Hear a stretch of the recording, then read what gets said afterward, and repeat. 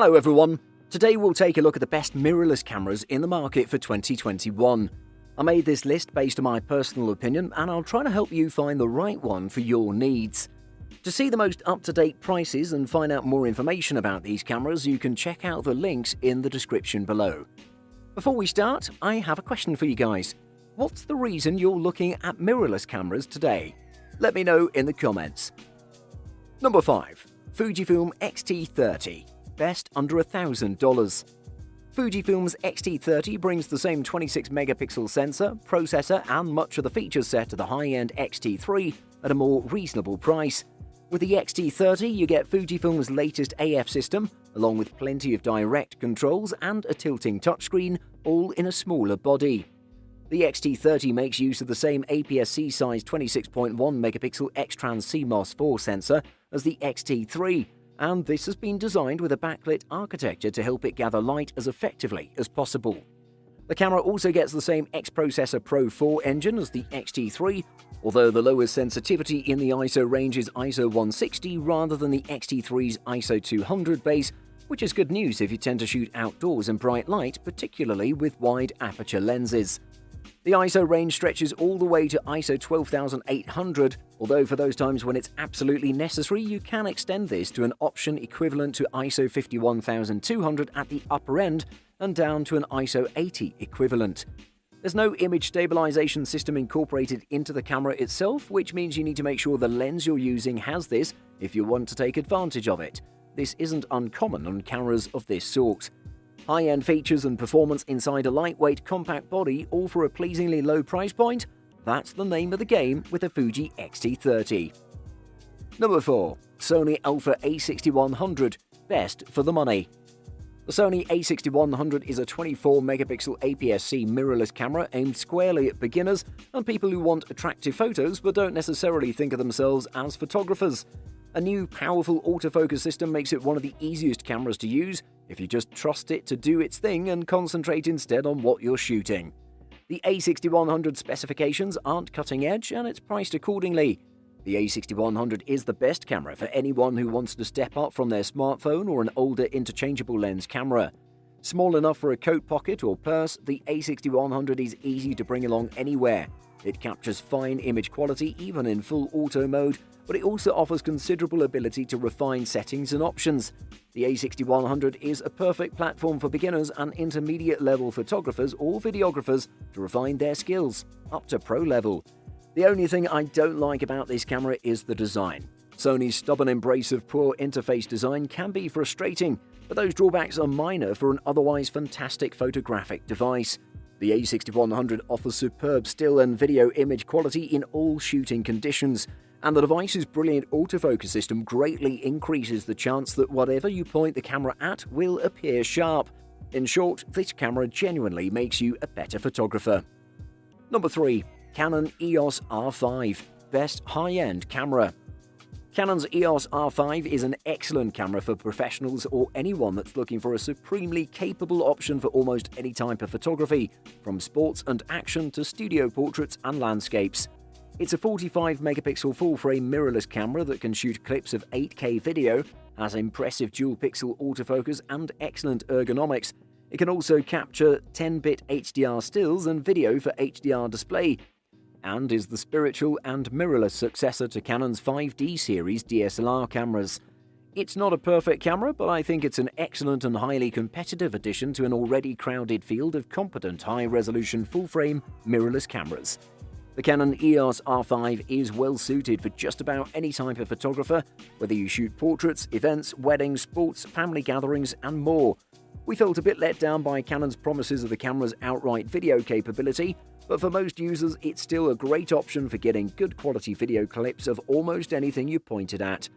Power users that need the best video quality all the time won't be a good fit, but otherwise the EOS R5 is a fantastic option for almost anyone looking for a quality full-frame high-resolution mirrorless camera.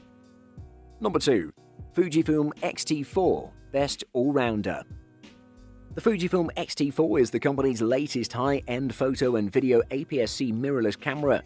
It brings in-body stabilization, faster shooting, improved autofocus, and a larger battery to the already very capable X-T3.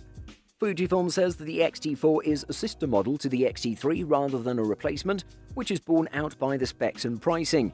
It's a 26-megapixel camera capable of 20 FPS shooting and 4K capture at up to 60p. In use, we found it offers distinct benefits over the X-T3, and although the autofocus performance isn't cutting edge, it offers one of the best stills and video options you can buy. The X-T4 is solidly built with an all-metal design that retains all the mechanical controls you'd expect from the brand. Fujifilm's film-era body design is wrapped around an impressive new shutter mechanism, with in-body image stabilization and a fully articulated rear touchscreen that can be turned around so it won't get scratched in your bag. Most of the improvements to the X-T4 are aimed at the hybrid still and video shooter. I wouldn't hesitate to say this is the best camera on the market right now for anyone who frequently switches between still and video capture. This is a near-perfect camera for the sort of photographer who wants the best of both worlds, great stills and good video. Number 1. Sony a7r III. Best overall. The Sony a7r III uses the same sensor as the a7r II that came before it, but just about everything else has changed. The image processor and circuitry that drives it are new, which improves dynamic range. The processor also drives a new autofocus system which allows the camera to track moving action at 10 fps at 42 megapixel resolution. Add a high-capacity battery, improved handling, and a larger viewfinder, and you have a full-frame mirrorless camera that's as formidable as competing SLRs.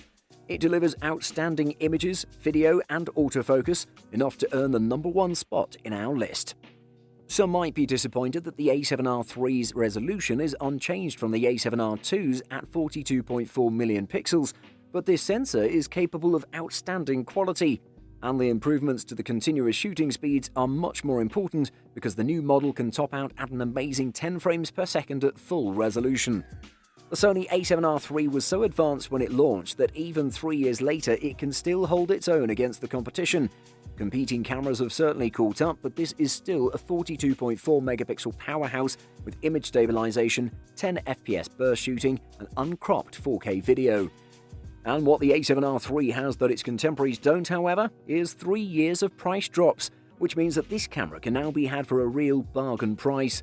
Indeed, unless you really need the extra resolution, this is arguably a better buy than the Sony a7R IV, and the money you save can be invested in some great glass. Buying guide.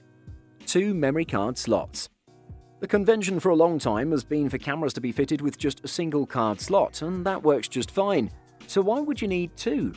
First, with 2 card slots on board, you can carry on shooting once one memory card fills up. This also gives you the added convenience of being able to leave the first card where it is, rather than needing to remove it and store it safely. Alternatively, most cameras now allow you to record the same data to both cards at the same time, so if one memory card fails or gets corrupted, all your images and photos are safe. Ask any wedding photographer whether they think that's useful or not. You can also typically adjust the setup to your specific way of shooting, so that one card records RAW files and the other records JPEGs, for example, or so that stills are sent to one card and videos to the other. Hybrid autofocus. Hybrid AF systems bring together 2 focusing technologies, Contrast Detect AF and Phase Detect AF. This best of both worlds approach allows systems to benefit from the accuracy of the first with the speed of the second, and cameras that have both often perform better across a broader range of shooting scenarios. Hybrid AF systems do better at keeping track of moving subjects, for example, so they're particularly useful for sports and other action-based photography. They're also great for video recording, as they can fluidly move focus from one subject to another, something Contrast Detect AF systems alone struggle with. Weather resistance. Whether you only tend to shoot in bad weather on occasion, or your focus is landscapes, nature, or anything else that requires you to be outdoors for prolonged periods of time, knowing your camera can resist the rain, cold, and dust is vital